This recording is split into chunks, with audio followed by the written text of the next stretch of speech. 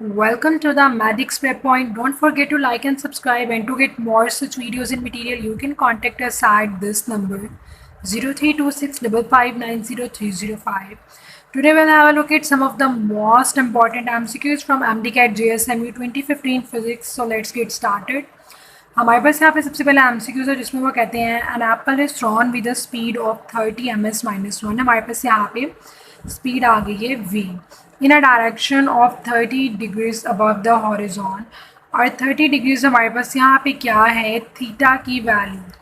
और वो हमें कहते हैं हमने फाइंड आउट क्या करना है, हॉरिजॉन्टल रेंज हमने फाइंड आउट करनी है, आर हमने फाइंड आउट करना है. तो इसका जो फार्मूला है रेंज फाइंड आउट करने का वो तो है V X multiply by T. तो हमारे पास तो यहाँ पे जस्ट थीटा और वी गिवन है, तो हम देखते हैं कि हम इसको किस तरह से सिंपली सॉल्व कर सकते हैं. तो जो वी एक्स है सबसे पहले इसको देख लेते हैं. फाइंड आउट करने के लिए हम क्या करेंगे, ये फॉर्मूला यूज़ करेंगे. V X is equal to V cos theta.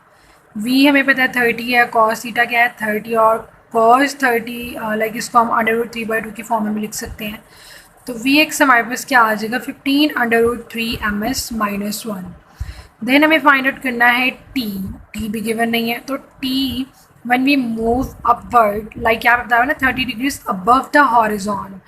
ठीक है, तो इसके लिए क्या फॉर्मूला होगा, वी वाई बाय जी. जी की वैल्यू हमें पता है वी वाई. फिर यहाँ पे क्वेरी है कि इसको कैसे हम सॉल्व करेंगे. तो आपने छोटी सी दो ही चीज़ें याद रखनी, V X is equal to V cos theta and V Y is equal to V sine theta. ठीक हो गया. तो यहाँ पे क्या करेंगे, सिंपली v की वैल्यू में पता थी पहले भी क्या है 30, वो पुट करेंगे. और जो साइन 30 होता है उससे हम 1/2 भी लिख सकते हैं, वो लिखेंगे हमारे पास वी वाई आ जाएगा. यहाँ पे सिंपली वी वाई लिखेंगे, इसको डिवाइड कर देंगे g से और हमारे पास t की वैल्यू आ जाएगी. ठीक हो गया. One more thing to be noted over here, जो टोटल टाइम ऑफ फ्लाइट होता है वो होता है 2 इंटू जो टाइम होता है रिक्वायर्ड फॉर जो गोइंग अपवर्ड. तो इसको क्या करेंगे, सिंपली 1.53 को 2 से मल्टीप्लाई करेंगे.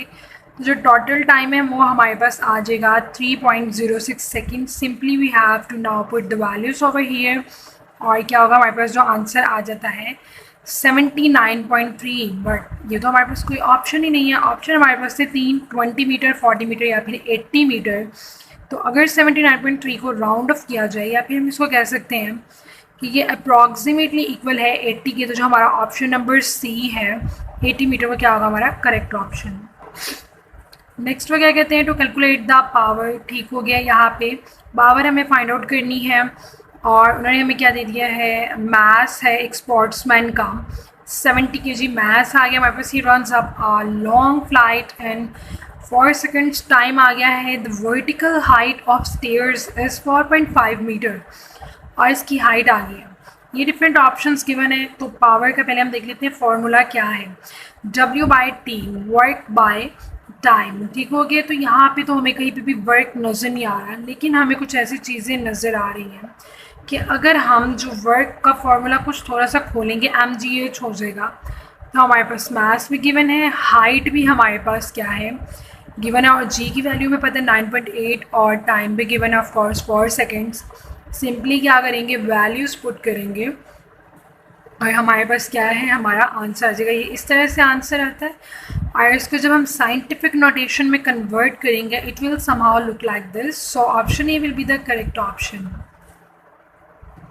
तो ये जो होती है ना लाइक फार्मूलाज, और इनकी डिफरेंट फॉर्म्स होती है कि फार्मूला की, कि अगर हम इनको एक्सपैंड करके लिखें या फिर कॉन्ट्रैक्ट करके लिखें कैसे होता है, ये आपने अच्छे से याद रखना है क्योंकि इसी तरह से पूछा जाता है MCQs. कभी तो हमें जो फार्मूला होता है ओरिजिनल फार्मूला से हमें उसे लाइक एक्सपैंड करना होता है, समटाइम्स हमें उसे कॉन्ट्रैक्ट करके फार्मूला को लिखना होता है और इस तरह से हमें सॉल्व करना होता है.